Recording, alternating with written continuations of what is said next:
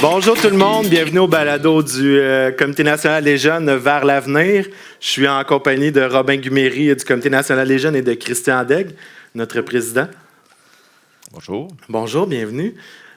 Pour le balado, je vais laisser Robin nous introduire dans le sujet. Parfait. Bonjour tout le monde. Merci beaucoup, Pierre-Luc. Bienvenue, Christian.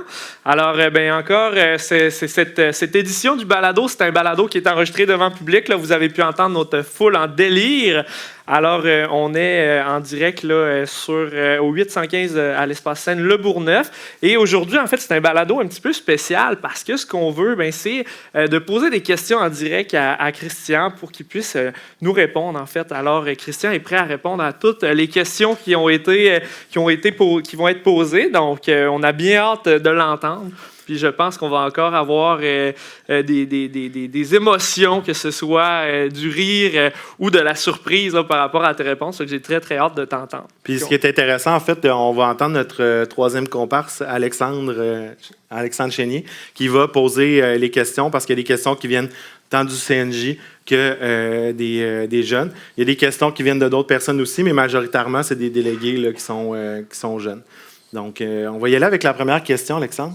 T'es prêt, Christian? Oui, yes. On y va. Allons-y. Alors, la première question provient du CNJ. Avez-vous prévu de relancer le débat avec le SCT, je m'excuse, sur la loi modifiant la loi sur la fonction publique et d'autres dispositions, projet de loi 60, qui ne permet plus à des fonctionnaires d'obtenir un emploi professionnel sans bac? Tout d'abord, on va remettre les choses parce que la question n'est pas tout à fait correcte de la façon qu'elle est formulée, puis je vous explique. Ce n'est pas le projet de loi 60 qui pose problème, c'est le règlement qui suit le projet de loi. Le projet de loi en soi ne demande pas d'avoir des diplômes. Ce n'est pas des diplômes pour devenir professionnel seulement, c'est un diplôme pour devenir technicien. Nos agents de bureau, agents de secrétariat, s'ils veulent devenir technicien d'administration ou technicien d'administration, doivent avoir une technique. Ce qui n'est pas exigé au niveau d'agent de bureau ou ouvrier si on veut passer à un niveau technicien. Donc, c'est autant à l'intérieur même de notre accréditation le problème. Ce que je disais au départ, ce n'est pas le projet de loi qui pose problème, c'est le règlement qui s'en est suivi, qui vient édicter les règles à suivre et qui amène à ce moment-là d'avoir un diplôme, un niveau d'études nécessaire à l'emploi. C'est ça la difficulté. Fait que ça, ce n'est pas le projet de loi, puis le monde, à tort, ou c'est de même que ça a été présenté dans certains endroits, disent qu'il faut changer la loi. Il ne faut pas changer la loi. Le problème aussi, c'est pas avec le Conseil du Trésor qu'il faut changer, qu'il faut travailler, c'est avec le gouvernement. Parce que cette volonté-là, elle est ministérielle. Puis, je le tiens pour dire de Mme Lebel directement. C'est elle qui, lors de 2 rencontres que j'ai eues avec elle, nous a dit que le projet de loi 60, le règlement qui amène la diplomation pour obtenir un emploi, pour elle, c'est un must. Elle tient à ça mordicus. Donc oui, on va continuer le combat, c'est sûr. On va continuer le combat autant avec le SPGQ. Il y en a qui pensaient que le SPGQ était en arrière de ce projet de loi-là, mais ça bloque également au niveau du SPGQ, à certains niveaux. Donc, eux aussi veulent des modifications parce que le gouvernement du Québec, c'est le seul employeur qui empêche ses propres employés, après 15 ans, 20 ans, 25 ans d'ancienneté, de loyaux services et d'avoir démontré ses capacités à ne pas pouvoir accéder à une promotion. Partout ailleurs, on nous dit on apprend 10 % ces bancs d'école, 90 % dans le job.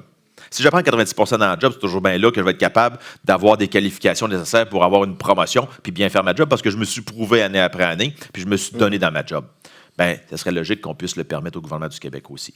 Puis pour les gens qui ne sont pas nécessairement familiers avec les acronymes, là, SCT, c'est le secrétariat du Conseil du Trésor, puis le SPGQ, c'est le syndicat des professionnels du gouvernement du Québec. C'est ça. Pour ceux qui sont peut-être néophytes. Là, le secrétaire du Conseil du Trésor, c'est la branche administrative du politique. Donc, le politique prend des décisions, puis c'est le secrétaire du Conseil du Trésor qui met en œuvre ce qui est demandé par le gouvernement. Donc, c'est avec eux qu'on négocie les conventions et tout ça. Exact. Même si l'approbation finale vient de l'employeur, gouvernement, puis on parle de Mme Lebel avec M. Legault aussi. Puis c'est avec eux qu'on s'assoit pour regarder ça. C'est une excellente question, justement. Oui. Quand vous les relancez, parce que j'imagine que c'est des choses qui doivent se faire, c'est quoi la réaction de Mme Lebel ou des membres du secrétariat du Conseil du Trésor?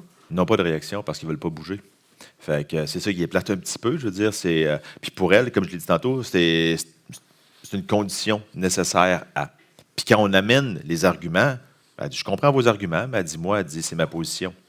Donc, ce que ça va prendre beaucoup plus que les paroles du président général ou les paroles de Karine, la négociatrice. Ça va prendre de la mobilisation, ça va prendre l'impact du membership pour justement aller plus loin là-dedans.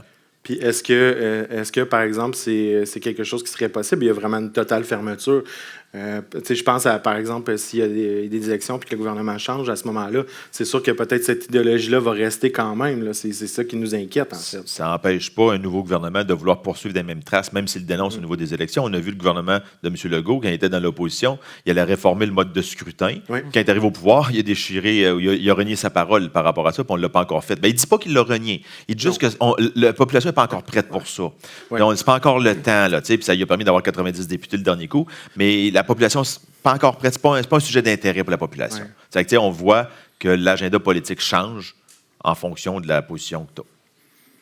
On a une deuxième question. Vas-y, Alexandre. Oui, question numéro 2, encore une fois du CNJ. Quel serait le truc pour mobiliser les membres et les nouveaux délégués? Si vous le savez, dites-moi-les. Comme Normand Brathwaite disait, si on l'avait, on le vendrait. Là, on l'aurait. Ouais. C'est ça plutôt. Le truc pour mobiliser, c'est ce qu'on cherche à faire. Puis, je dirais, le problème, c'est qu'il n'y a pas un truc pour mobiliser. Puis, ce n'est pas le problème du SFPQ seulement. Le truc pour mobiliser, c'est un problème qu'on a à travers tous les syndicats. C'est pas uniquement le SFPQ ou d'autres syndicats de la fonction publique, c'est dans tous les domaines. La mobilisation est de plus en plus dure et les réponses sont toutes aussi variées que le nombre d'individus qu'on peut avoir. Parce que ce qui va aller me chercher, moi, pour me mobiliser, c'est pas ce qui va aller chercher Robin, ce qui va aller chercher Pierre-Luc. Ça peut être des choses en commun. Oui, on parle du projet de loi 60, du règlement qui va avec, ça peut mobiliser, mais quelqu'un qui n'a pas intérêt, lui, à vouloir monter dans la hiérarchie, qui est content d'être technicien, d'être agent de bureau ou d'être professionnel, mettons, s'il était au SPGQ, va vouloir rester là et va dire, moi, ça ne me touche pas ça. Par contre, si tu viens toucher à ma pension, ça me touche. Mais pour les jeunes dans la salle qui doivent faire 5 ans au gouvernement puis aller ailleurs après, la pension, ça ne me touche pas bien. La mobilisation a différents visages. Je pense que le premier visage qu'on a ici pour mobiliser, c'est de représenter les gens de notre milieu de travail, donc d'avoir un intérêt collectif. Ça, c'est le premier côté mobilisateur, je trouve, qu'on a à avoir dans un syndicat. Par la suite, les réponses sont diverses. Puis je pense aussi qu'il faut faire confiance à nos délégués. En tant qu'individu, vous avez tous une perception, une vision différente des choses. Vos idées, c'est important de les amener à votre structure locale, régionale et nationale parce que ça ne veut pas dire que si vous avez eu l'idée, il y a nécessairement quelqu'un d'autre qui a eu l'idée.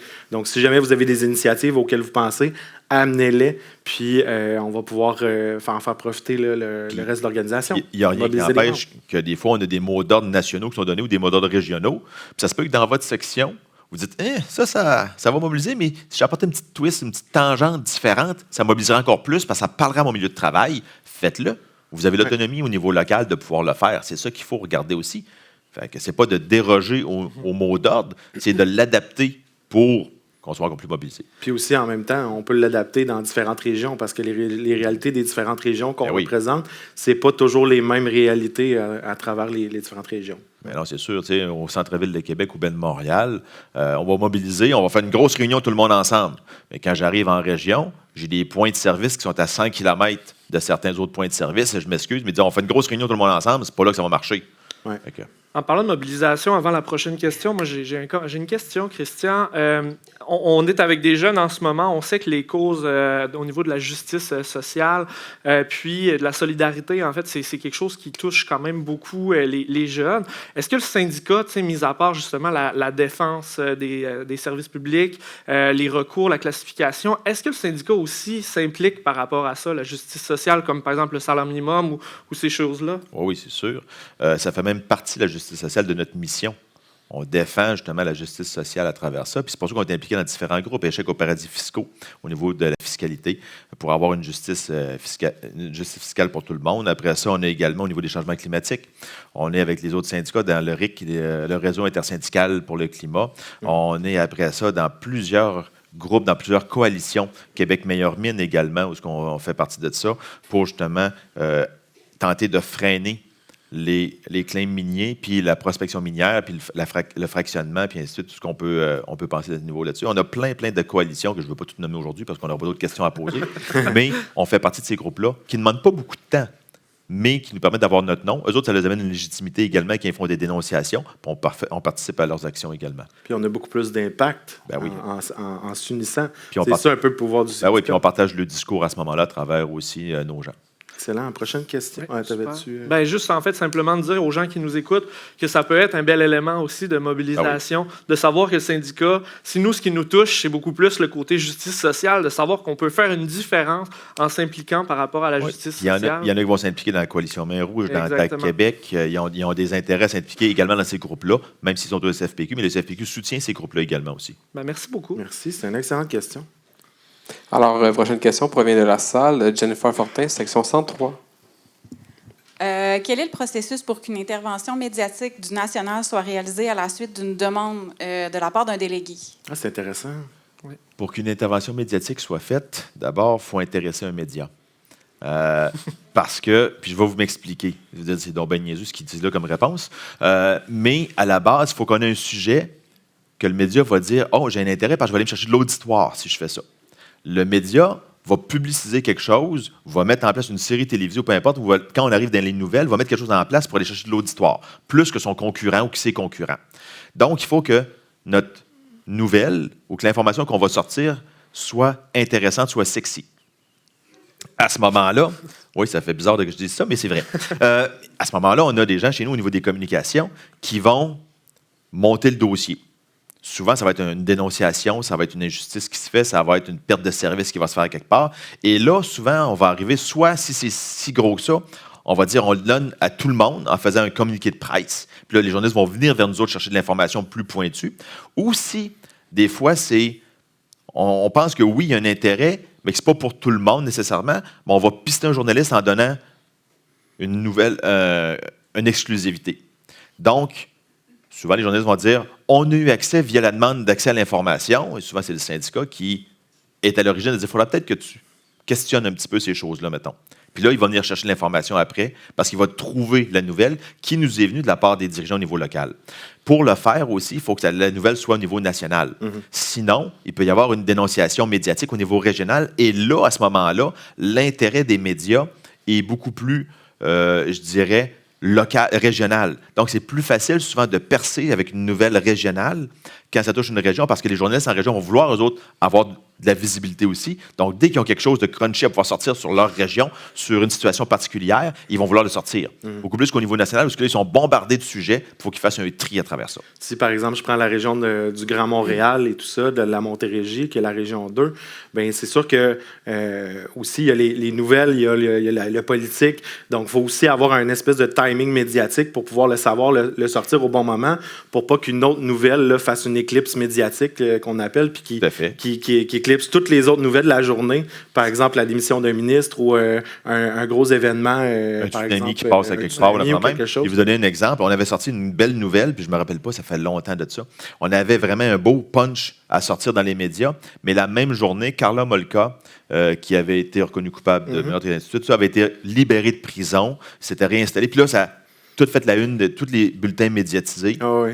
Puis nous autres, on a passé page 28 dans un fond de journal ou à quelque part où je ne sais pas trop quoi. Fait qu'on a comme perdu ce punch-là, parce qu'une fois que tu as sorti ton punch, tu ne peux pas le ressortir une deuxième fois. Ouais. Fait que ça arrive des fois qu'on voit le timing qui n'est pas là, ou des fois on va attendre le timing aussi pendant une semaine, mettons, où l'Assemblée ne siège pas. Où les journalistes de la colonne parlementaire, ils ont besoin de quelque chose à se mettre sous la dent. Fait qu'on va sortir l'information durant ce temps-là aussi. Ou par exemple, faire une tournée là, dans les régions pendant la semaine de la construction. Tout à fait. Au moment où les médias, comme tu dis, sont un peu plus à l'écoute, puis ont un peu plus d'envie. On en a une autre question. Vas-y, Alexandre. Oui, une autre question du CNJ. Est-ce que le SFPQ prévoit un mécanisme de prévention de la santé mentale auprès des délégués et des membres? On sait que vous l'avez eu durant votre rencontre du réseau des jeunes. On a toujours une préoccupation. Est-ce qu'on a des mesures précises? Je dirais non. On a, au niveau du SFPQ, comme employeur, un programme d'aide aux employés. On a, comme tout employeur, également un programme de suivi. On a une assurance mort, mutilation, accident pour tous les délégués qu'on représente pour s'il y avait quelque chose. Mais au niveau de la santé mentale, c'est des choses qui se développent. Là, on a développé, à partir de l'avant-dernier congrès puis au dernier congrès, notre travail qu'on a fait de recherche sur la santé mentale pour les membres. Maintenant, Au niveau des délégués, ça, c'est une autre étape qu'il faudrait aller ou qu'il faudrait continuer à faire. S'il y a des besoins, on pourra regarder là-dessus. Pour l'instant, on n'a pas d'orientation sur le sujet. Puis je ne veux pas inventer des réponses non plus, parce que si je vous dis des niaiseries aujourd'hui, ça va me retomber dans la face à un moment donné. Fait que ce que je vous donne, c'est l'information que j'ai présentement. Puis si on n'a rien, on n'a rien, puis je ne peux pas en inventer. S'il y avait un besoin, on verra qu'est-ce qu'on peut développer en regardant les priorités qu'on a de l'organisation aussi à travers ça. Puis advenant le cas qu'il y ait tel mécanisme, on ressentirait un besoin. Comment que ça se met en place au SFPQ, des mécanismes comme ça d'accompagnement, de soutien? Là? Est-ce que ça prend du temps? Est-ce que c'est compliqué? Comment on amène les idées? Ça dépend qu'est-ce qu'on a besoin comme soutien. Si on veut développer un réseau de répondants au niveau local, de gens qui sont des personnes ressources pour nous aider, tout ça, ça va prendre un peu plus de temps parce qu'il faut identifier des gens, il faut donner une formation, il y a tout ça à faire. Si on veut identifier une ressource externe qui va venir donner un coup de main pour accompagner des gens qui vivent des choses difficiles au niveau mental, bien à ce moment-là, on peut déjà identifier une ressource. Il va falloir juste payer la ressource en conséquence puis avoir une entente avec la compagnie qui le donne. Donc, ça se fait différemment puis faire connaître le service par la suite. Fait que ça dépend de ce qu'on souhaite puis ce qu'on veut avoir puis les moyens qu'on a pour mettre ça en place aussi. Ça se décide lors de quelle instance, par exemple? Ça peut se décider à différents niveaux. Ça peut se décider juste à l'interne aussi. Ça peut être des besoins qu'on fait cheminer, puis l'exécutif va dire oui, on aurait besoin de peut-être de ça. Ça pourrait se faire via le bureau de coordination nationale, où ce que les représentants régionaux politiques sont, puis on voudrait mettre ça en place. Ça pourrait se faire lors d'une instance, lors d'un conseil syndical. Ça ne pourrait pas se faire, par contre, lors d'un forum, je dirais, ou lors d'un réseau comme le réseau ici. Oui. Parce que là, ça serait particulier au réseau. Mais il y a des impacts monétaires qui ne sont pas de votre dépendance, qui relèvent du national. Puis on a aussi des instances qui sont prévues pour ça. Puis il y a des mécanismes, par exemple, d'amener des propositions que les délégués peuvent faire en instance syndicale pour pouvoir changer les choses. Merci beaucoup. Merci, c'était très, très intéressant. Prochaine question de la salle de Caroline Galland, qui est représentante régionale jeune adjointe de la région 1. Bonjour, Christian. Bonjour. Dans mon secteur de travail, puis en parlant avec d'autres membres du SFPQ, j'ai réalisé une inquiétude croissante avec les étudiantes puis les étudiants au sein de la fonction publique. À cet égard, on parle d'un taux de roulement élevé qui cause une charge supplémentaire de travail là, aux collègues qui sont à temps plein. Moi, je suis étudiante, mais je suis aussi amoureuse là, de la fonction publique. Puis je me demandais si le SFPQ avait une ligne directrice à cet égard. Oui. Puis juste pour bien comprendre la question, le taux de roulement, il est chez les employés ou chez les étudiants? Puis quand je parle d'employés, je parle des personnes non étudiantes. Chez les étudiants, c'est sûr que nous, on a beaucoup d'étudiants qui sont occasionnels. Là. Moi, je travaille au Musée de la Civilisation toutefois, là. Okay. Donc on est particulier aussi. Donc, oui, c'est ça. Parce que présentement, les étudiants, d'abord, il faut comprendre que les étudiants de la fonction publique sont syndiqués depuis 2017 seulement. Avant ça, ils étaient des personnes non syndiquées. On est allé les chercher par une demande d'accréditation et on les a inclus parce qu'on a réussi à prouver qu'ils faisaient les mêmes tâches que nos gens, nous autres. Puis, on les voyait aussi comme du cheap labor présentement parce que ces gens-là étaient embauchés, souvent parce qu'on ne pouvait pas embaucher un agent de secrétariat, un technicien d'administration, mais on prenait un étudiant ou deux étudiants pour compenser, puis on le payait moins à ce moment-là parce qu'on le payait au niveau du fonction d'études. Puis même au sein même des étudiants, la personne faisait la même tâche, n'avait pas le même salaire. Il y avait comme une disparité qui se faisait par rapport à ça. Parce que la personne qui travaillait au collégial n'était pas payée le même salaire que si travaillait au niveau qui avait des études au niveau universitaire. Mm-hmm. Donc ça, pour faire la même tâche, ça ne marchait pas. Fait qu'on les a syndiqués. On a réussi à les rentrer dans la convention collective, la dernière convention qu'on a, et à leur donner un niveau, un peu, je dirais, un grade stagiaire. Avant le niveau 1 ou le rangement 1, pour les gens qui n'ont pas le niveau d'études, mais qui font déjà les tâches ou une partie des tâches. Ils ne peuvent pas toutes faire les tâches. Par la suite, au niveau des échelons, ils peuvent monter d'échelon s'ils ont des études supérieures à. Donc, si je prends un technicien, mais j'ai un étudiant d'université qui est là, il peut avoir des rangements ou des échelons supplémentaires. Maintenant, le taux de roulement, je ne savais pas que le taux de roulement était si grand au niveau des étudiants, parce que ils peuvent faire un 14 heures semaine, puis ça peut durer une session. Fait qu'ils peuvent revenir une deuxième, troisième session, mais une fois que les études sont terminées, ils ne peuvent pas revenir comme étudiants. Ils peuvent appliquer sa job pour l'avoir, mais là, avec présentement le gel du recrutement, on est comme coincé. Fait que ça, c'est une difficulté qu'on a, oui. Et ce qu'on a vu beaucoup, puis ce que j'ai dénoncé même quand on nous a parlé du gel de recrutement, ils ont dit ça ne touchait pas les étudiants, ça. Ah non, ça ne touche pas les étudiants. Fait que comme ça, j'ai dit, j'ai un technicien d'administration qui va prendre sa retraite ou qui va partir parce qu'il y a une promotion. Je ne peux pas embaucher quelqu'un, mais je vais pouvoir prendre 2 étudiants pour faire du cheap labor puis remplacer sa job à 28 heures semaine au lieu de 35 heures semaine. Ouais. Ben, c'est pas ça que c'est prévu. Non, mais c'est possible, hein? Puis je dis, on le sait qu'ils le font à certains endroits. Ouais, ben je peux pas te contredire. Ça, c'est le secrétaire du Conseil de trésor qui me dit ça. en conférence Teams avec tous les autres syndicats présents à l'écran. On est conscient du problème, puis on fait des interventions dessus, mais on n'a pas le contrôle en matière d'embauche, malheureusement. Si on peut le dénoncer à différents niveaux. Puis si jamais ça devenait une plaie, on pourrait même en faire un petit côté, je dirais, médiatique avec ça. Merci, c'est très intéressant. Prochaine question, encore dans la salle. Bobby Deschaines, représentant jeune de la région 6. Oui, bonjour Christian. J'aimerais savoir ton parcours scolaire. Oui. Oh, un petit appel. Désolé, je l'avais pensé l'avoir mis sur le mode mute, mais ça a l'air que je ne l'ai pas mis en mode sourdine. Donc, mon parcours scolaire. J'ai commencé mon primaire avec... Non, c'est pas une joke. Parce que j'ai commencé à l'école Robert Giffard. Puis ils m'ont dit, l'hôpital psychiatrique. Non.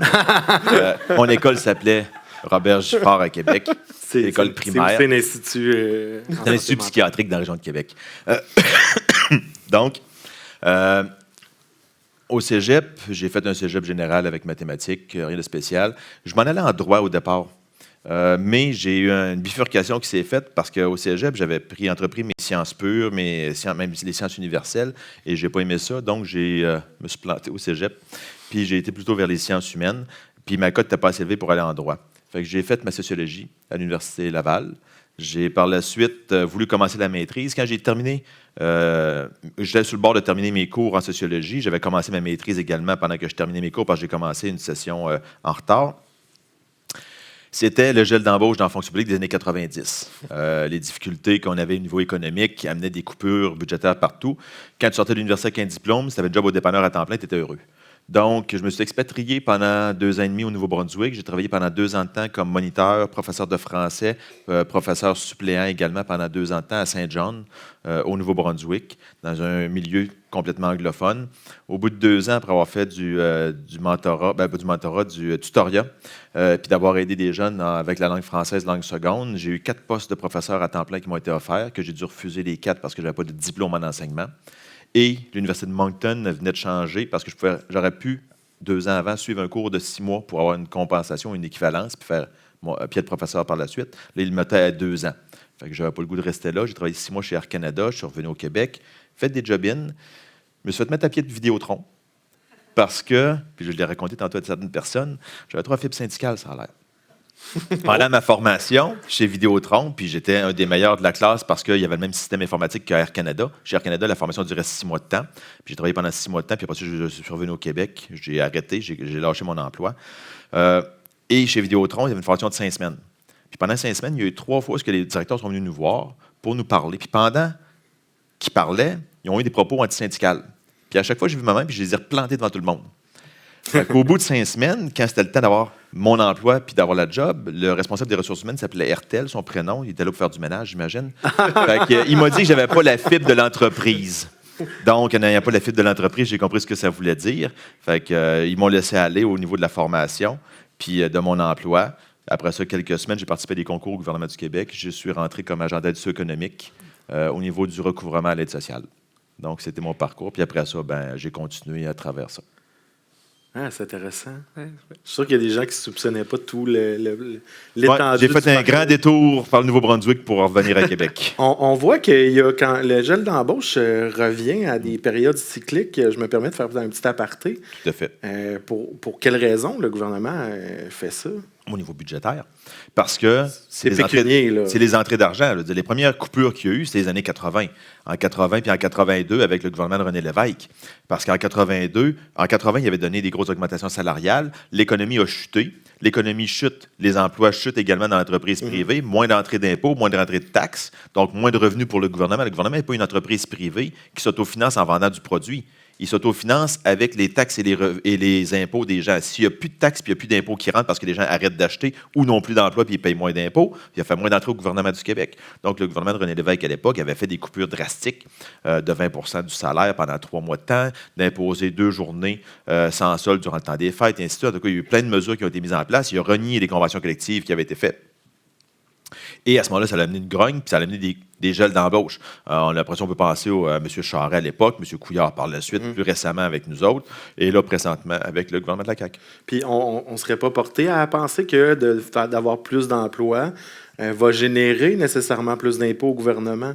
Donc, il y a peut-être des gens qui seraient portés à penser le contraire en disant on devrait juste avoir plus de salaire, plus puis que les gens, dans le fond, dans la fonction publique, à travers leur emploi, vont eux-mêmes générer des taxes et des revenus au gouvernement. Tout à fait, oui. Puis d'avoir des meilleurs salaires amènerait une dépense parce que les employés de la fonction publique, 70% de leur salaire net retourne dans l'économie. Donc, on génère de l'activité économique. Le problème, c'est que pendant ce temps-là, le gouvernement accorde par année 1,7 milliard de crédits d'impôt ou de cadeaux que les gens ne payent plus en impôts, souvent pour les mieux nantis, pas pour nous autres nécessairement. Moi, ça peut représenter, mettons, ça peut représenter 100-200$ peut-être sur votre rapport d'impôt, ce qui est minime, ou donne des chèques également au niveau des élections. Parce que là, on avait la difficulté, il fallait donner des chèques. Mais tout cet argent-là qui part en 1,7 milliard qu'on a pu par année en cotisation d'impôts, on ne peut pas leur dépenser dans les services publics. Fait que ça amène des coupures par la suite. On s'est privé dans les dernières 6 années au-dessus de 7 milliards de revenus. Puis on dit qu'on a un déficit de 11 milliards cette année. Bien, 7 milliards, 11 milliards. Si on enlève le fonds des générations, qui est de l'argent qu'on prend d'une place et qu'on met à l'autre place, qui n'est pas dans le déficit techniquement parce qu'on va juste transférer de l'argent, si on enlève le fonds de provision sur les imprévus, mettons, il y a tout le temps 1,5 milliard qui est mis de côté pour les cataclysmes, les choses qui peuvent se passer, mais c'est un fonds de provision qu'on met de côté. Le 11 milliards n'est pas 11 milliards. On baisse peut-être à 8 milliards. Bien, 18 milliards, on arrive avec les 7 milliards de coupures d'impôts qu'on a eu dans les 6 dernières années. Oui. On vient de combler le déficit. C'est ce qui est triste là-dedans, c'est que c'est le service à la population, c'est la population qui en souffre le plus. Tout à fait. Qui se font couper des services qui sont souvent essentiels puis que les gens ne pensent pas, que nos membres leur donnent. Exactement. C'est important de le souligner. Exactement. Puis là, présentement, il y a des projets même qui ne se réaliseront pas. Puis je prends même les gens qui sont plus manuels un peu, puis les gens qui sont visuels, on arrête des chantiers autoroutiers, mettons, ou des chantiers de construction présentement en disant on va reprendre l'année prochaine. Mais si le béton n'est pas fini, puis le béton commence à se gruger, puis à se morceler plus rapidement parce qu'on n'a pas fini le projet, bien, l'année prochaine, il va être à recommencer, ça va coûter plus cher. Fait que c'est complètement aberrant. Si on arrêtait de subventionner des entreprises qui sont sur le bord de la faillite là, dans d'autres pays, ou de faire venir des équipes sportives également, peut-être qu'aussi on aurait des décisions qui seraient plus intelligentes aussi. Puis ça, en tant que citoyen, comment que nous, on peut agir contre ça? Parce qu'on entend beaucoup de grognes dans nos bureaux, dans nos milieux de travail, dans nos familles. Y a-t-il quelque chose qu'on peut faire par rapport à ça? On a comme l'impression qu'on est un peu impuissant aussi là, de la manière dont c'est administré nos c'est la mobilisation qui va permettre ça, je veux dire. Puis comme citoyen, tantôt je disais, il y a plusieurs façons de se mobiliser. Il y a plusieurs choses qui viennent venir nous toucher.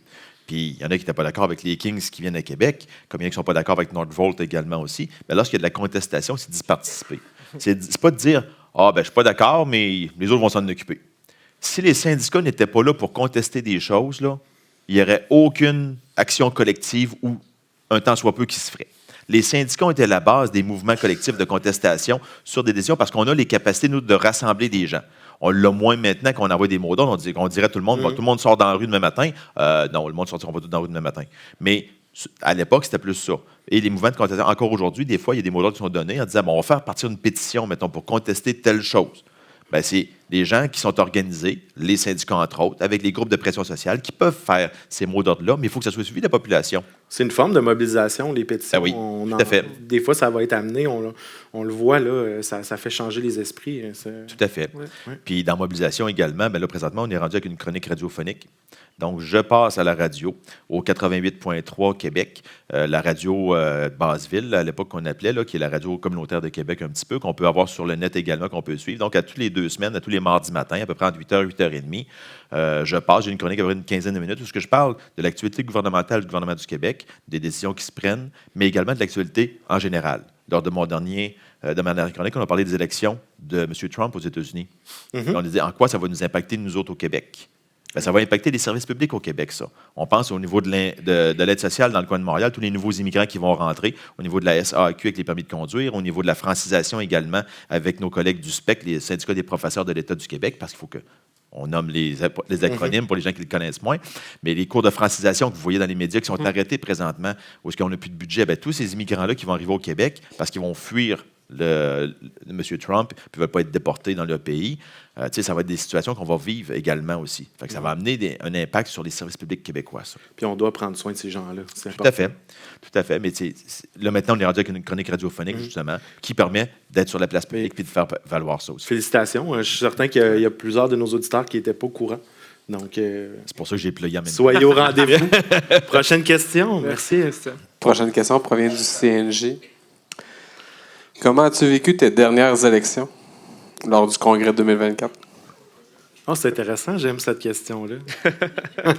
Ça reste des élections. C'est tout le temps stressant.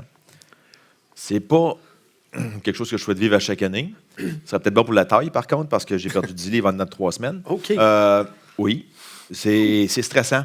C'est très stressant, des élections, parce que tu vis avec ce que tu as fait depuis le début. Puis ça se peut, comme vice-président, en 2006, quand j'ai été élu, j'ai pris une décision que je devais prendre, mais qui n'a pas été plaisant, maintenant, pour la section, je vais nommer 904. Elle n'existe pas, là, mais mettons la section 904. Ça se peut qu'ils m'en veulent depuis ce temps-là. Puis que même si je me présente à la présidence, puis j'ai un bilan qui est très, très bon, ils vont dire, le Moses, là, il nous a dit non en 2006, puis je m'en rappelle encore, puis je ne voterai pas pour lui à cause de ça. Fait que tu repenses à tout ce que tu as fait depuis le début de ta carrière, puis je ne veux pas être un candidat qui va dire, je me présente, puis je vais dire oui à tout le monde pour gagner des votes. Je le fais parce que j'aime ma job, je le fais parce que je veux bien représenter les gens au niveau des régions, des sections, puis du membership.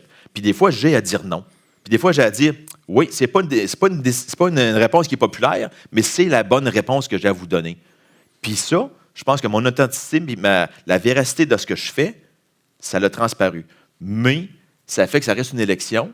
Puis il y a des gens qui aimaient plus l'autre personne qui était candidate parce qu'elle avait des forces également aussi, puis parce qu'elle avait des choses qu'elle amenait que peut-être que moi, je n'ai pas. Même principe que quand je m'étais présenté contre Lucie Martineau, qui était la présidente sortante, puis que j'ai gagné l'élection à ce moment-là, c'est pas quelque chose qui est plaisant à vivre. Mais j'étais rendu là dans mon cheminement. Lucie avait annoncé à l'époque sa retraite, puis elle avait changé d'idée par la suite. Moi, j'ai continué dans mon cheminement. Puis à ce moment-là, j'étais en paix avec ce que je faisais, comme je le suis encore aujourd'hui. Puis si je me représente, c'est parce que je sais que je peux en faire encore plus, puis je vais aller plus loin dans ce que je peux faire, puis pour l'organisation également aussi. La journée où je n'aurai plus rien à apporter, je ne serai plus là. Puis, je veux juste faire du pouce sur ce que tu viens de dire. Qu'est-ce qui arriverait, par exemple, à quelqu'un de l'exécutif national qui perdrait ses élections, aux prochaines élections? Est-ce que cette personne-là change de ministère? Est-ce qu'elle retourne dans son ministère? Je voulais avoir ton input là-dessus, parce que souvent, on ne parle pas de l'après-syndicat. J'étais juste curieux. Ça dépend de ce qu'on est rendu dans sa carrière. Il y a des gens qui ont déjà perdu les élections. Ah, bon.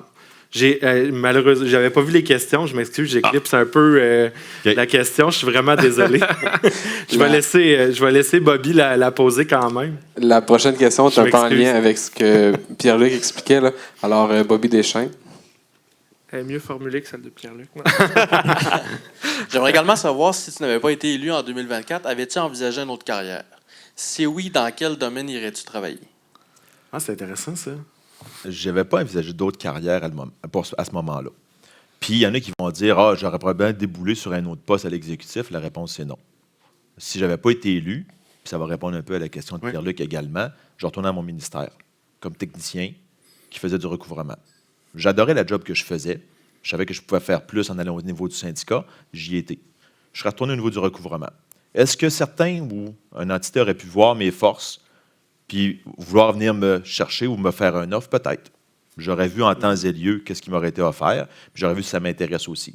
Quand j'ai commencé en 2005, j'ai eu 2 offres indirectes qui m'ont été faites par le privé pour des offres pour des jobs très alléchantes, très intéressantes.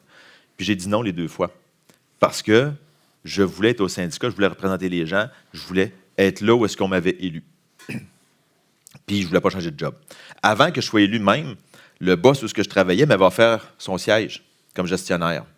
Puis il m'a dit « Hey, tu n'aurais pas été du côté patronal? » Ben pourquoi pas? Si je suis du côté syndical parce que j'ai un mauvais gestionnaire puis qui me fait faire déposer 10 griefs par semaine, je suis mis en place d'avoir un bon boss qui va respecter la convention collective, puis avoir une bonne relation de travail, puis les délégués vont se la couler douce. Moi, je me dis des fois, un vaut comme l'autre aussi. Mais je serais retourné au niveau du ministère. C'est ce qu'on fait. Si on perd nos élections, à moins d'être rendu, mettons, éligible à la retraite, c'est déjà arrivé que des gens étaient éligibles à la retraite, ont perdu leurs élections. Pour les retourner au ministère, ont décidé de prendre leur retraite à ce moment-là. Mais si on n'est pas éligible à la retraite, c'est notre poste qui nous attend. Présentement, j'ai quelqu'un qui est assis sur ma chaise au niveau du ministère, qui fait mon emploi. Et si je perdais mes élections, ou si demain matin, je décidais, mettons, pour une raison X, de dire « je suis plus capable. Je suis plus capable, là, c'est fini, j'arrête. Je reprends mon poste de technicien, je retourne au gouvernement du Québec, c'est terminé. » C'est quand même intéressant parce que souvent, les gens n'ont pas ils ne pensent pas nécessairement à ça. C'est super. Prochaine question, Alex? Merci. Oui, je suis ici. Prochaine question de la salle de Gabriel Allaire, section 222. Merci, Alexandre. Bonjour, Christian. Bonjour, Robin. Bonjour, Pierre-Luc. Petite Bonjour. question qui semble un peu technique, mais je vais la poser quand même. Je ne travaille plus au même port d'attache depuis peu. Comment puis-je transférer dans une autre section locale? Pour transférer, d'abord, il faut faire une demande.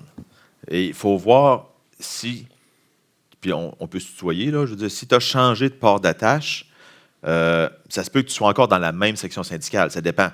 Il faut regarder la situation. Il y en a, puis avec le télétravail maintenant, ça a changé de la dynamique aussi. Dans le passé, au niveau du SFPQ, l'appartenance était au niveau de la région, de la section locale, du territoire que tu représentais. Donc, tu pouvais avoir des exceptions. Ou est-ce que tu avais quelqu'un, mettons, qui est à Montréal, mais qui relève d'une section de la région 3 qui est à Longueuil, parce qu'il y avait une affinité pour X raisons, ou que la personne demeure physiquement dans une localité qui est sur la Rive-Sud, puis d'avoir des réunions tout le temps sur l'île de Montréal le soir, c'était pas évident, puis c'était de transférer, puis le trafic qui allait avec. Fait que tu faut avoir ton appartenance en fonction de ton emploi avec ton port d'attache ou avec ta résidence. Parce que même en région, tu peux travailler des fois à 90 km de chez vous, et c'est plus facile d'être plugué, je dirais, c'est la section locale qui est à 20 km de l'autre bord, même si ce n'est pas ton port d'attache qui est là. Maintenant, avec le télétravail, on est arrivé avec des gens qui sont parfois à Rouyn-Noranda, mais qui relèvent administrativement de Québec. Ils veulent parfois rester à Rouyn-Noranda au niveau de la section locale, mais il y en a qui préfèrent être avec la section de Québec parce qu'ils ont des affinités avec le monde avec qui ils travaillent, puis ils veulent parler de ça dans leur réunion syndicale. Si vous vivez une situation où ce que vous dites « mon intérêt serait dans une autre section », vous faites une demande au niveau du secrétariat général, avec en copie conforme, bien sûr, votre région ou les régions qui sont concernées, puis on va étudier la situation. Ça ne veut pas dire qu'on va dire oui pour changer, parce qu'on ne pourrait pas dire oui à tout le monde qui veut changer pour juste « Ah, ben je vais être avec mon chum qui est dans telle section, je vais être avec mon ami qui va être dans telle autre section. » On ne peut pas fonctionner de même. On va se faire une gang de chums ensemble, puis on va avoir du fun, là. Non, c'est pas ça. Il faut qu'il y ait une logique dans la structure syndicale, puis pour que la section locale puisse fonctionner aussi. Je ne peux pas avoir une section locale qui va répondre à 28 ministères différents, à moins d'être, mettons, Bécomo, Sept-Îles, Gaspé, tout ça, puis d'avoir tous ces ministères-là sur le territoire qui est rendu là. Mais si je suis à Montréal, au Québec, je ne peux pas avoir 28 ministères à répondre différemment. Il faut qu'on garde une certaine expertise au niveau local. Mais c'est d'adresser une demande au niveau du secrétariat général s'il y a une situation particulière avec la région aussi, d'informer la région. Ça amène des défis de mobilisation encore, comme on disait tout à l'heure. Tout à fait. Là, pour la section locale, quand tu es dans un ministère, mettons, tu as une section juste revenu, tu as une section juste messe, tu as une section, puis tu prends les différents ministères que tu peux avoir. CNESST, la section 103, mettons, à Québec, c'est juste CNESST. Ben, c'est toutes des problématiques CNESST. Tu peux développer ton expertise dans ce temps-là. Et là, si je commence à greffer quelqu'un de la Régie des alcools, des courses et des jeux de la RACJ, qui est pas trop loin, une personne qui est là, j'ai quelqu'un du ministère de la Justice qui arrive, parce que la Justice, c'est pas trop loin, puis il connaît la personne de la RACJ, puis tu peux pas arriver ça parce que tu vas avoir trop de portes à aller frapper. Est-ce que lorsqu'il y a une fusion de direction, comme par exemple, on l'a vu au niveau des enquêteurs là, pour le MES, là, où ils sont rendus là, avec Montréal, par exemple, est-ce qu'ils font toujours partie quand même de leur section locale, ou est-ce qu'il y a un mouvement qui se fait au niveau du secrétaire général, où là, ils changent de section? Ou... À la base, on ne change pas les gens de section syndicale nécessairement. La demande va venir souvent du niveau local ou du niveau régional. C'est là qu'ils vont nous dire « Hey, il y a quelque chose qui ne marche plus dans notre section.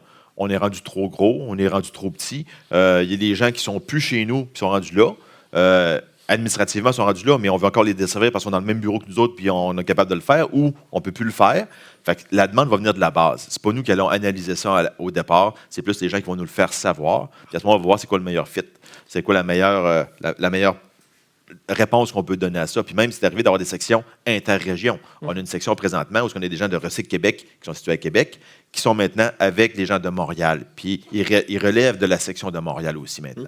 OK. Merci beaucoup. Merci. Alors, prochaine question, provient de la salle, encore une fois, de Vanessa Montero-Chavez, représentante régionale jeune de la région 2. Bonjour, messieurs. Bonjour, Christine. Donc, quelle est l'adversité ou défi dont tu as le plus appris? Le défi dont j'ai le plus appris, tantôt, on a parlé de l'élection. Ça, c'est une chose, oui, où ce que tu apprends beaucoup à ce moment-là. Puis, je dirais même ma première élection. Quand j'ai été élu comme vice-président, puis tu te penses tout le temps bien fin, bien beau, puis bien jeune dans ce temps-là. Là. Mais il y a des gens que j'avais rencontrés, que je pensais avoir de mon bord, puis qui n'étaient pas de mon bord à ce moment-là, parce que je n'avais pas été les toucher sur ce qui les intéressait. Je les avais parlé en général, tout ça, mais je n'avais pas été les voir. Ce que j'ai appris de ça, c'est l'important, ce n'est pas moi qui me présente, c'est qu'est-ce que je peux apporter à la personne. Puis c'est là que je vais aller chercher les gens, c'est là que je vais le parler aux gens. C'est pour ça que quand j'arrive, puis je vais aller vous voir dans votre section syndicale, d'abord, si vous m'invitez dans votre section syndicale, dites-le pas à vos présidents et à vos dirigeants de section, là, mais je suis le gars le plus désordonné qu'il n'y a pas, parce que je ne dirige pas l'instance dans ce temps-là. Donc là, moi, je me lâche lousse, là, puis ils ont de la misère à me ramener dans ce temps-là, parce qu'ils vont parler au président général, là, on ne dira pas ton 10 minutes est passé, là, prends une pause. Là. Il me laisse aller, là, puis à un moment donné, il disait, c'est parce que Christian, ça fait 20 minutes que tu es supposé avoir fini. Là. Donc, je continue dans ce temps-là. Fait que, tu sais, mais je parle pas pour rien dire. Je ne parle pas pour dire ce que moi je veux dire. Au début, je vais m'introduire, puis après ça, je vais dire, avez-vous des questions pour moi? Puis là, je vais développer à partir de ça. Parce que ce qui va parler aux gens, c'est ce qu'ils vont vouloir avoir comme information. Puis je peux parler d'assurance, je peux parler de classification, je peux parler de plein de sujets, puis les amener après ça à des informations qui vont leur être utiles par la suite. Puis ça va leur parler. Puis ça, ils vont dire après ça, hey, j'ai été écouté, j'ai été répondu, c'est intéressant ce qu'il dit. Ou ils vont dire, ben, il m'a répondu, oui, c'est pas ce que je voulais entendre, c'est un gros plein de soupe. Mais je veux dire, ceci étant dit, on est là pour répondre aux gens, donner la bonne information. Puis moi, c'est de même que je pense que je vais intéresser. Fait que ce que j'ai appris, c'est d'écouter les gens et de répondre à leurs demandes là-dessus. C'est intéressant. Merci. Merci pour ta question, Vanessa. Prochaine question, c'est encore Vanessa. C'était ma question. Alors, quel est le moment le plus cocasse que tu as vécu dans ta vie professionnelle? Le moment le plus cocasse. Il y en a eu plusieurs. J'en ai raconté une couple d'anecdotes tantôt. Je vais en raconter un qui est relié au syndicat. Ça va me faire une anecdote à vous raconter aussi. Ce n'est pas dans ma vie professionnelle. Je vais essayer d'en trouver un pendant ce temps-là, pendant que je raconte l'autre anecdote. Quand j'étais plus jeune, je vous dis, mon père faisait partie du syndicat. Les choses ont beaucoup changé dans le temps des congrès. Mon père est arrivé à 2-3 congrès de suite chez nous avec 25 000, 30 000, 15 000 piastres d'argent cash dans les poches. OK? Puis on chiffonnait de l'argent le soir. Le congrès commençait le lundi. Les congrès étaient du lundi au vendredi. Les délégations arrivaient le dimanche. Fait que le vendredi, mon père arrivait avec 30 000 piastres. Puis là, il avait son veston, puis une pile de 100 piastres. Là, il y avait des 50 piastres, il y avait des 20 piastres, il y avait des 10 piastres. Il mettait tout ça sur la table. Tous des biens neufs. Parce que dans le temps, les cartes de crédit n'étaient pas très répandues. Puis c'était encore des stencils, parce que tu passais la carte de crédit dessus. Il y en a qui n'ont pas connu ça. Le schlick-schlick. Oui, c'est ça. Puis c'était du carbone qu'il y avait dans ce temps-là. Puis les cartes de guichet automatique n'existaient pas encore dans ce temps-là. Fait que les gens, c'était de l'argent comptant que ça prenait. Puis il y avait souvent besoin d'avance. Les gens qui arrivaient des régions pour payer l'hôtel, payer les quelques repas du début de la semaine, puis ils pouvaient s'organiser avec l'argent qu'il y avait par la suite, sur le retour du compte de dépenses. Mais pour avoir de l'argent en cash, bien, il y avait des avances qui se donnaient quand tu arrivais au congrès. Mais quand tu arrives avec des billets qui sont neufs, les billets collent ensemble. Les anciens billets, là, ça collait trop ensemble. Fait qu'on arrivait chez nous le soir, moi et mon frère, puis on chiffonnait 30 000 piastres d'argent. Puis après ça, on déchiffonnait l'argent, puis on refaisait les piles, puis on remettait l'élastique autour. Puis mon père, après ça, il arrivait le dimanche au congrès. Il y avait lui, il y avait Marcel Ledoux, le trésorier général. Fait qu'à deux, là, on chiffonnait pas loin pour 60 000 piastres d'argent pour remettre aux gens. Fait que ça, c'est assez cocasse comme histoire. Je vous le dirais, mais ça fait relais au syndicat. Mais j'étais jeune dans le temps, j'avais 9-10 ans à peu près dans ce temps-là. Au niveau du syndicat, un moment cocasse, je vais raconter un moment médiatique où est-ce que je suis arrivé avec un journaliste qui est Alain Laforêt de TVA, pour ceux qui le connaissent. Alain Laforêt connaît bien Éric Lévesque, me connaît à travers les interventions qu'on a fait ensemble. On devient une connaissance. Je ne suis pas un ami avec Alain Laforêt, mais quand on se croise, on se jase, tout ça. Puis là, on a une entrevue à faire. Puis Alain Laforêt, là, c'est pas compliqué. Il y a des journalistes qui te posent des questions sur 20 minutes de temps. Puis, ils vont prendre 30 secondes pour passer à l'émission. Alain Forêt, lui, il y a 1 minute de questions à te poser, puis tu vas passer pendant 30 secondes. Fait que c'est clac, clac, clac les questions, clac, clac, clac les réponses, puis c'est fini, merci, bonsoir. Il y en a des journalistes qui sont comme ça, lui, il est comme ça. On arrive en entrevue, puis avant, on avait un peu de lousse parce que son caméraman n'était pas prêt ou je ne sais pas trop quoi. On se met à jaser, on se met à avoir du fun, compte des anecdotes, puis tout. Il part l'entrevue, puis dans l'entrevue, le sujet, je posais en ta contre le gouvernement. Je posais en contre l'employeur. Puis là, je suis là en entrevue, puis là, je fais un beau sourire, puis là, je réponds aux questions. Il dit, OK, coupez. Là, il dit, t'es supposé être de mauvaise humeur, là? Il dit, ouais, OK. Attends, je vais me replacer, là. Pour 30 secondes, il fallait que je sois en Moses, il fallait pas que j'ai le sourire d'en face, un peu comme des instances. Donc, il fallait que j'aille l'air bête. Fait on a refait l'entrevue, puis ça a bien passé. Puis depuis ce temps-là, à chaque fois qu'il me rencontre, là, il dit, non, là, je te parle pas. Là, il dit, après l'entrevue. Fait que là, il sait ce qu'il faut que j'aille, puis je sais qu'il faut que je donne comme entrevue. Puis une fois que l'entrevue est finie, là, on se met à jaser.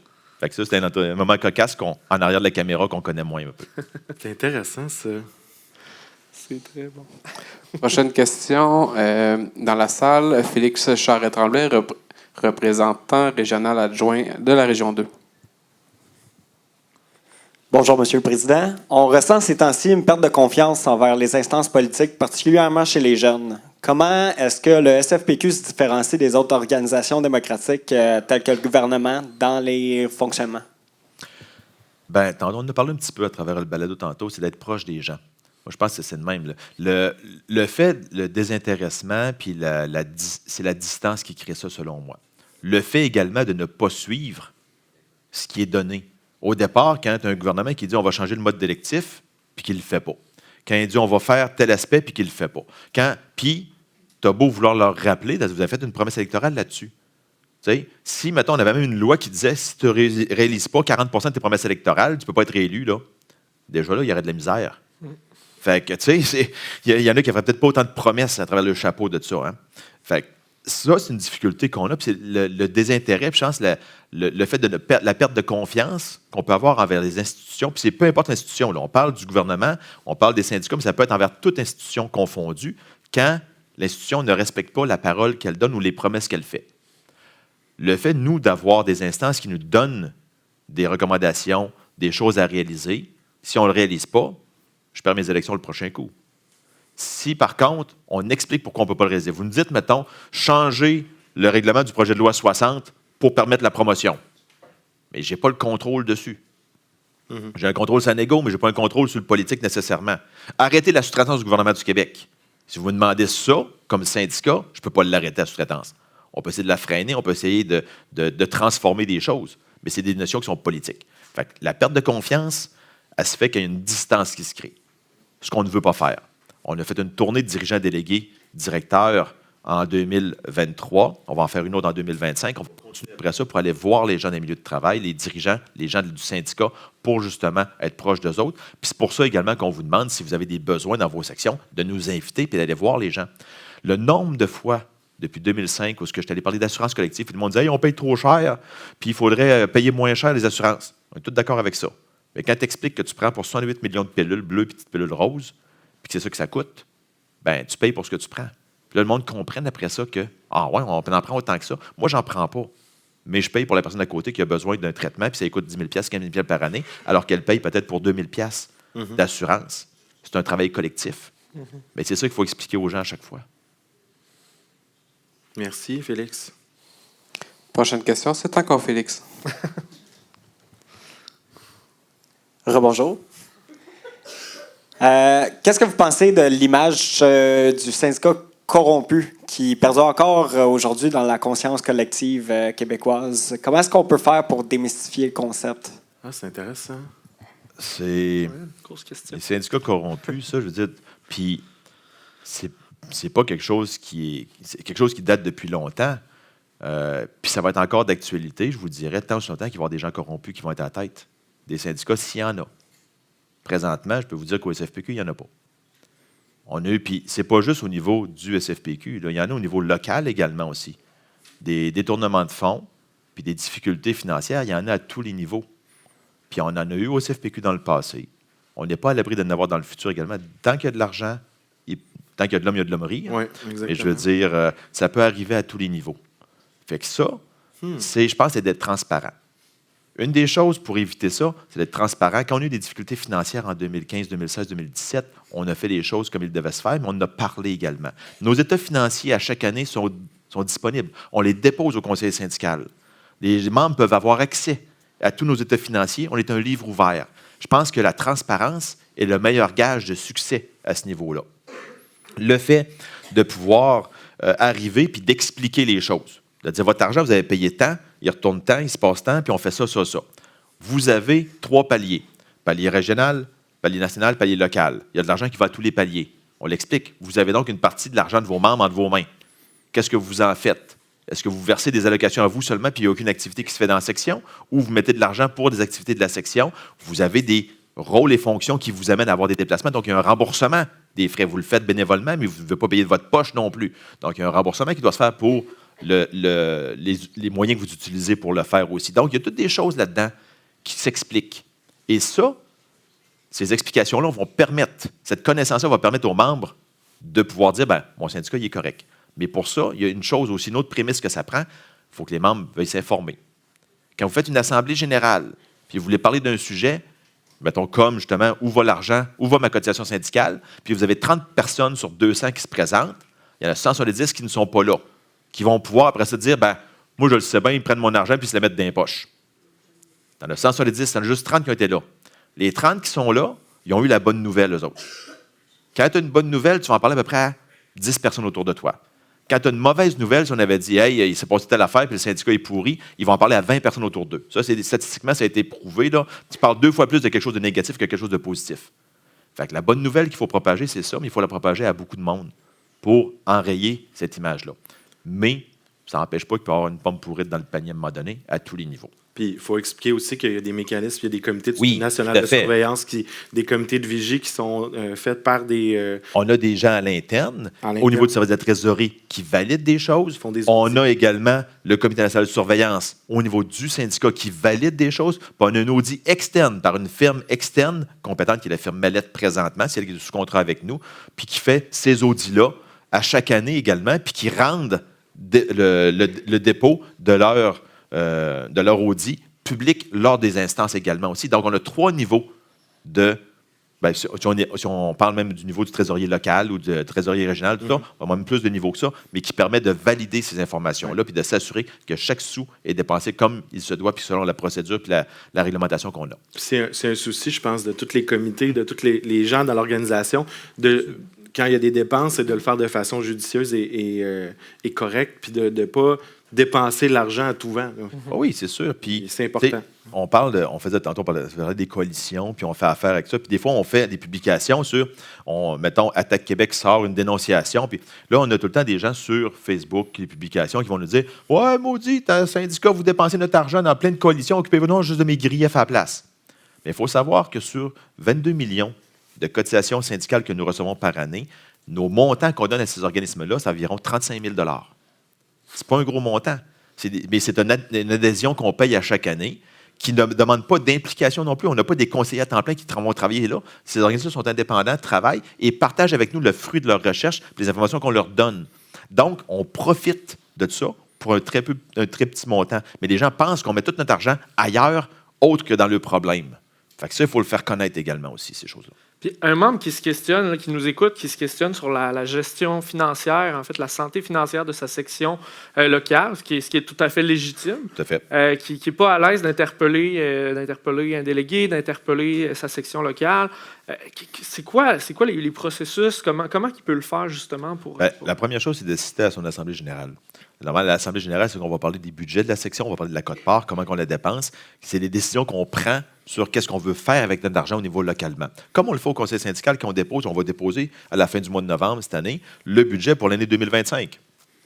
Donc, ensemble, les délégations vont voter pour le budget de l'année prochaine sur les montants qu'on va mettre, puis où est-ce qu'on va mettre ces montants-là aussi. Donc là, on va le faire. Et avec la personne, c'est là qu'elle va le faire au niveau local. Elle va aller sur l'assemblée générale. Si, après l'assemblée générale, elle a des doutes, elle peut essayer de parler des dirigeants pour poser des questions, c'est la première instance. Sinon, elle peut appeler au bureau régional pour dire « Hey, comment ça fonctionne, ça, au niveau local, ça, puis j'ai un questionnement là-dessus. » Ça peut toujours se poser comme question à ce moment-là. Puis si en assemblée, advenant le cas que la personne ne soit pas d'accord, comment est-ce qu'elle fait? Elle s'en va au micro, elle nomme qu'elle n'est pas d'accord. Est-ce que les autres peuvent la suivre? Est-ce qu'on peut se remettre en question? Bien, ça dépend sur quoi elle n'est pas d'accord. Si on dit on a un budget de fonctionnement, mettons, de 15 000 $ dans une section, puis on prévoit les différents postes budgétaires, puis un montant d'argent qui est prévu, mettons, pour faire une activité sociale durant l'année, puis elle n'est pas d'accord sur la hauteur du montant, elle peut toujours amener une proposition pour changer ce montant-là, pour abolir l'activité sociale, puis dire, moi, l'argent, j'en veux pas pour les activités sociales, moi, ça se veut pour les membres. Acheter des gourdes, mettons, pour tout le monde, ou des polos pour tout le monde, c'est ça que je veux pas d'activité sociale. Fait qu'elle peut faire des propositions, puis les gens suivront. Comme dans une instance, lorsqu'on fait des propositions, les gens, après ça, la proposition est mise au vote, puis les gens votent en fonction de ce qu'ils souhaitent. Puis si elle a fait un bon argumentaire, puis elle a fait un bon plaidoyer, sa proposition peut être retenue à ce moment-là, puis ils vont changer les prévisions en fonction des décisions prises. Merci beaucoup. Excellent. Je pense qu'il reste une autre question de la salle. Je vais allumer mon micro. Exactement, c'est notre dernière question de la salle de Benjamin Oram, représentant adjoint jeune. De la région 6. Oui. Je vais compléter. Moment cocasse de votre carrière, j'aurais mentionné votre fou rire au Congrès à l'image de M. Patate, mais il fallait y être pour le comprendre. Oui, effectivement. Effectivement. Je pourrais en raconter un petit peu tantôt. Le syndicat a-t-il déjà pris une position dans ses instances officielles sur l'indépendance du Québec? Oui. C'était avant... C'était avant M. Patate. C'était avant aussi même mon arrivée au niveau du syndicat. C'est lors du deuxième référendum qu'il y a eu au Québec. Lors du deuxième référendum, il y avait une position d'instance qui avait été prise d'appuyer l'indépendance du Québec. On le comprend pas parce qu'on n'aime pas le Canada, mais parce qu'on est le gouvernement du Québec, on prend des employés du Québec. S'il y avait un intérêt même corporatif, je dirais, aller chercher des pouvoirs du Canada pour aller ramener au Québec, pour avoir encore plus d'emphase sur la mainmise sur nos droits puis sur notre pouvoir de développement québécois à ce niveau-là. Donc, l'instance avait pris position en faveur de l'indépendance du Québec lors du référendum de 1995. Je n'étais pas au syndicat dans ce temps-là, j'étais au Nouveau-Brunswick, j'étais redescendu voter. Je ne dirai pas comment j'ai voté. J'ai suivi mon père à ce moment-là. C'est pas vrai. C'est pas vrai. Mais on a donné une position sur l'indépendance du Québec à ce niveau-là. On n'a pas eu d'autres positionnements par la suite. C'est un positionnement qui était unique. On a par contre mis dans les statuts qu'on était apolitique. À chaque congrès, on peut changer nos statuts, mais on est un organisme apolitique. Ça veut dire qu'on ne se prononce pas pour un parti politique. Donc, lors des élections, on pose des questions à tous les partis de la même manière. Donc, les mêmes questions, qu'est-ce que vous voulez, mettons, pour les services publics? Qu'est-ce que vous pensez de tel aspect? Qu'est-ce que vous pensez de tel aspect? Et chaque parti politique va nous répondre, puis on va publier les réponses qui nous sont données pour ceux qui veulent nous répondre, puis on va le faire connaître à nos membres, puis les membres vont prendre leurs décisions qu'ils veulent. Certains syndicats vont donner une orientation. On a déjà vu la FTQ à l'époque au niveau fédéral, dire on va appuyer tel parti ou tel autre parti. Le syndicat SFPQ n'a jamais fait ça. Donc, on a toujours été apolitique. Il y a eu des débats dans les instances en disant est-ce qu'on devrait prendre parti pour un parti politique? Puis est-ce qu'on devrait appuyer un parti politique? Mais la décision finale a été prise par l'instance, puis c'est de dire non, on reste apolitique. Puis sur l'indépendance, en 1995, on a pris position, pas en 1980. Intéressant, merci. Il nous reste à peu près, là, je dirais, 5-6 minutes. Peut-être qu'on pourrait terminer avec l'anecdote. L'anecdote de M. Patate. De M. Patate, si tu le veux bien. C'était lors du dernier congrès. Après chaque élection, il y a toujours la soirée de la présidence. Puis, depuis quelques congrès, on fait des soirées thématiques. Donc, il y avait déjà les années 70, les années Grease un petit peu. Et cette fois-ci, c'était comme les années 80. Donc, c'est les années disco. Et dans les années 80, ce qui était très populaire, c'est la moustache. Donc, à ce moment-là, il y a eu des gens qui se sont présentés le soir déguisés. J'avais moi-même une perruque, des cheveux blonds, et ainsi de suite, côté un peu rocker. Et il y avait un représentant régional de Montréal, Laval, Montérégie, qui est Steve Ouellette, qui avait une barbe. Et ce soir-là, il se l'est coupé pour garder juste la moustache. Mais comme la moustache des années 80, dans le style des policiers un petit peu, une grosse moustache. Il y avait une perruque aussi. Et il y en avait d'autres qui avaient gardé la moustache aussi, qui l'ont rasé le lendemain matin avant d'arriver à l'instance. Mais Steve l'a gardé. Et Steve avait enlevé sa perruque le lendemain, bien sûr, mais il était chauve. Fait que là, il est arrivé au micro. Et quand il est arrivé au micro, j'ai deux collègues à côté de moi que je nommerai pas, mais Patrick Audier et Michel Girard, qui me disent... Puis j'avais vu Steve le matin qui, lui, avait osé garder la moustache le matin, puis je l'avais félicité, j'avais trouvé ça drôle, parfait qu'il garde la moustache. Puis on a eu du plaisir le soir avec tous les gens qui étaient là. Fait que quand il arrive au micro, je le regarde, je dis hey. Puis en plus, au congrès, nous, on est en avant, l'exécutif, mais également, tous les gens qui parlent dans la salle sont un gros projecteur, puis il y a deux gros écrans, parce qu'on les voit en écran géant, pour être sûr que les gens de la salle voient la personne qui parle. Et là, on voit mon Steve qui apparaît avec la moustache, qui fait rire un petit peu, mais j'ai Michel Girard qui se parle à moi, il dit « Hey, trouves-tu qu'il ressemble à M. Patate? » Et là, tout le monde a compris. Les trois personnes en avant ont compris. Patrick Audy et moi. Et là, moi, je suis posé, il donnait la parole, tout. Et là, je viens pour lui donner la parole, mais là, le fou rire me pogne. Puis, tu sais, un fou rire, là, pas capable d'arrêter, là. Il a fallu que j'enlève mes lunettes, puis il y a des photos de ça qui ont circulé aussi, là. J'enlève mes lunettes, là, puis je m'essuie les yeux tellement que je pleure et que je ris, mais je ne peux pas dire au micro pourquoi je ris. Puis là, Il n'y a pas juste toi qui est en non, fou rire, Patrick, là, Michel, trois, tout le monde là. est en avant, les 7 en avant, là, on a le fou rire bien raide. Perte de contrôle. Ah oui, perte de contrôle totale. Puis, à ce moment-là, quand, après l'instant, je suis allé voir Steve, puis j'ai expliqué pourquoi il y avait eu le fou rire. Il dit, ça m'aurait pas dérangé que tu le dises. Fait que le lendemain, on a compté l'anecdote, puis là, tout le monde est reparti à rire à ce moment-là. Mais sur le coup, je ne peux pas dire, tu ressembles à M. Patate, je ne peux pas insulter quelqu'un de même au micro. Là. Mais je vais en profiter pour raconter une autre petite anecdote. Oui. Conseil syndical à Il Montréal. y avait aussi quelqu'un qui avait amené une figurine. Oui, quelqu'un qui a amené une figurine de M. comparer, Patate, là. puis qui me l'a mis en avant. Oui, Là, j'ai pu la montrer. Et vas-y avec la dernière anecdote. Dernière anecdote en terminant. rapidement. On est à Montréal. Serge Roy est le président général. C'est Gaétan Girard qui est le premier vice-président. Serge Roy cède la présidence. Gaétan Girard prend la présidence. Puis pendant l'instance, le monde se met à jaser un peu. Mon ami dit hey, il dit, silence tout le monde. Là, j'entends des menum. Il dit ça n'a pas d'allure. Il dit ça parle trop. Taisez-vous, s'il vous plaît. Là, le monde, ça se calme. Là, on reprend l'instance. Puis là, ça va bien. C'est comme vous un peu. Là, tout le monde écoute, tout le monde est tranquille. Ça se remet à parler. Gaétan, qui est un ouvrier, 6 pieds 2, décédé aujourd'hui malheureusement, mais qui a une grosse voix et qui est imposant. Hey! Il dit, là, je vous l'ai dit tantôt, qu'est-ce que vous allez raconter dans vos sections quand vous allez revenir? Le monde s'intimide. Menum dans l'instant. T'as au moins 20 personnes qui sont mises à faire ça, puis tout le monde a fait menum. Là, la tribune en avant, là, le fou rire, la salle, le fou rire, là, ça a pris 15 minutes avant qu'on puisse reprendre l'instance. Le monde braillait. Puis Gaétan, là, a dû céder la présidence à ce moment-là, tellement qu'il n'était plus capable de continuer. Il a repris la présidence après, là, puis Serge est revenu aussi, là, mais il avait arrêté tellement qu'on riait, c'était mourant. C'était vraiment drôle là-dessus. Là, c'était vraiment un collectif, tout le monde ensemble qui a répondu ça à la présidence. Là. C'était vraiment pour rire. Puis c'était des années où il y avait beaucoup de scissions au niveau du syndicat, puis il y avait beaucoup de chicanes. Puis d'avoir ce moment-là d'union, ça a été vraiment drôle, c'était vraiment le fun. Fait que c'est vraiment quelque chose qui était beau à voir. Ben, merci beaucoup, Christian. Merci. Merci à vous, puis merci pour vos questions également pour les gens de la salle. J'ai vraiment apprécié. Puis je pense que c'est ça qui fait qu'on se rapproche, c'est qu'on peut se parler puis qu'on peut répondre à vos demandes. Fait que ça m'a fait plaisir de répondre à vos questions. C'était le balado de Vers l'avenir du Comité national des jeunes. Merci Robin, merci Alexandre. Et mon nom était Pierre-Luc Saint-Don. Merci beaucoup. On va donner une bonne main d'applaudissement à notre président. Merci beaucoup, M. Daigle.